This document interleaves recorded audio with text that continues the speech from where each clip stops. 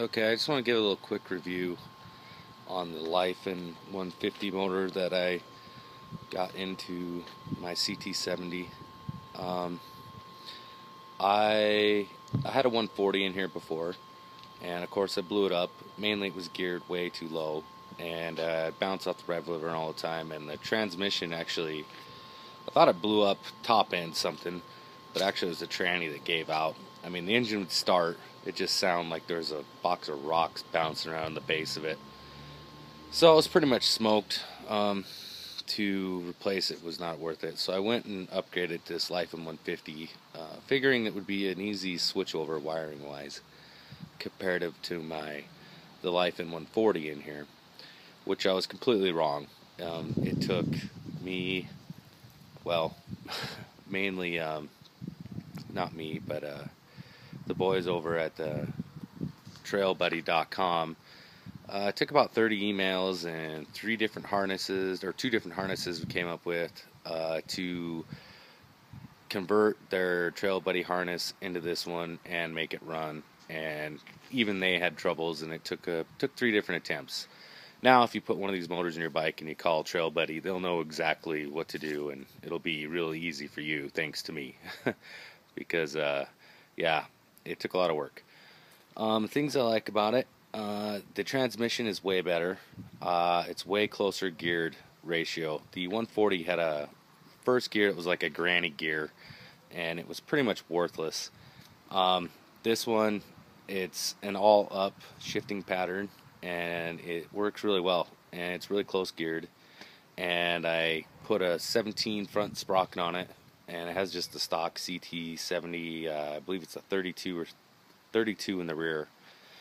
And it's perfect. As far as usability goes, it's great. Really easy to ride, really easy to get around with. Goes through traffic really simple.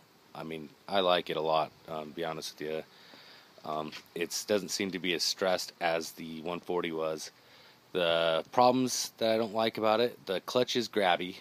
It's not quite the smoothest transition when you're easing in. It grabs a little bit. But besides that, it's pretty good. I did have a thing. If you get one of these, you should put an oil catch can on it. I read on the forums that using doesn't have a dipstick, it has the sight glass down here in the bottom. And, well, I was told that those sight glasses lie, basically, that you can have them, say, full on the sight glass and it's still starving the motor of oil. So I put, the 900 milliliters in there. And when, maybe a touch more probably, but when you get it at high RPMs, it would spit out oil pretty bad through the crankcase breather line, and it would spray my back tire. Luckily, it didn't cause an accident, and I caught it and whatnot before it became an issue.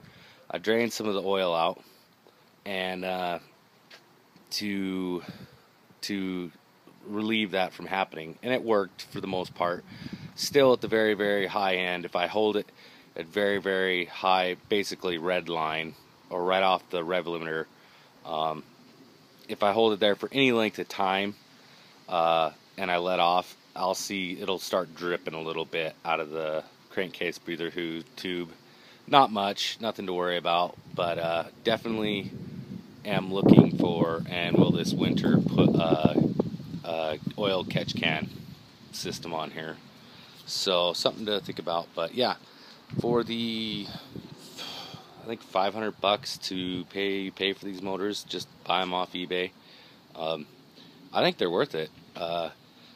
Durability, as I said, we'll see. I mean, I thought the Lifan 140 was pretty good power wise, and as far as lasting, it didn't hold up very long. So this one we'll see. But I've been riding it pretty fucking hard all year long, so because I don't care, it's only $500, and it's been doing good. So that's it. Review on the Lifan 150.